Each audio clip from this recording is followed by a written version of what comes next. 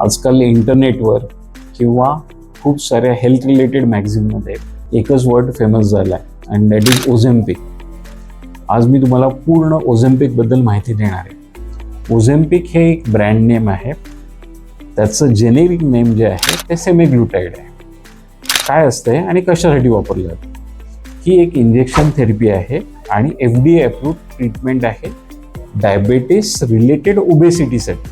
तर तुम्हाला माहिती आहे की जर ओबेसिटी असेल म्हणजे BMI तुमचा 32 to 35च्या वरती असेल आणि डायबिटीस असेल तर त्याच्यामुळे डायबिटीसमुळे जे साईड इफेक्ट्स होण्याचे चान्सेस असतात, जसं डायबेटिक फूट होणं किंवा डोळ्यांवर आजार होणं, याचा जास्त इफेक्ट होऊ शकतो. तर हे कंट्रोल करण्यासाठी हे ड्रग डिवाइस केलं आहे.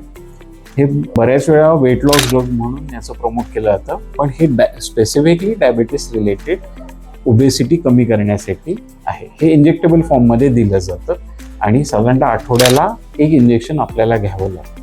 आता हे कसं काम करतं तर पँक्रियासच्या ज्या बीटा सेल्स असतात त्याच्यावर ते काम करतं आणि इन्सुलिनचं सिक्रेशन वाढवतं आणि ग्लुकागॉनचं सिक्रेशन कमी करतं. शिवाय आपलं जे अन्ननलिका किंवा जे जठर असतं त्याचं ते एम्प्टिंगची जी प्रोसेस असते ते कमी करतं, ज्याला आम्ही गॅस्ट्रिक एम्प्टिंग प्रोसेस म्हणतो, ती कमी करतं. आणि छोटा जो मेंदू आपण ज्याला म्हणतो किंवा हायपोथॅलॅमस म्हणतो, तिथे एक सॅटायटी सेंटर असतं, त्याला ते कमी करतं. या सगळ्यांमुळे काय होतं, एक तर स्टमक एम्प्टिंग हे कमी केलं जातं, त्याच्यामुळे नेहमी भरल्यासारखं वाटतं, त्याच्यामुळे भूक कमी लागते.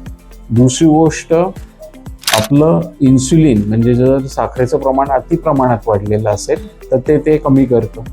आणि तिसरं म्हणजे की आपल्या छोट्या मेंदूवर हायपोथॅलॅमसवर काम केल्यामुळे लवकर पोट भरल्यासारखं वाढण्याची आपल्याला फिलिंग येते. या तिघांचा एकत्रित परिणाम होऊन वेट लॉस केला जातो. हे FDA अप्रूव्ड ड्रग आहे, पण डायबेटीस रिलेटेड ओबेसिटीसाठी हे वापरलं जातं. याचे काही साईड इफेक्ट आहेत का? डेफिनेटली, कारण का हे स्टमकवर काम करतं, त्याच्यामुळे स्टमक लवकर एम्प्टी होत नाही, त्याच्यामुळे नॉशिया होणं, वॉमिटिंग होणं असे GI रिलेटेड सिम्पटम्स आहेत.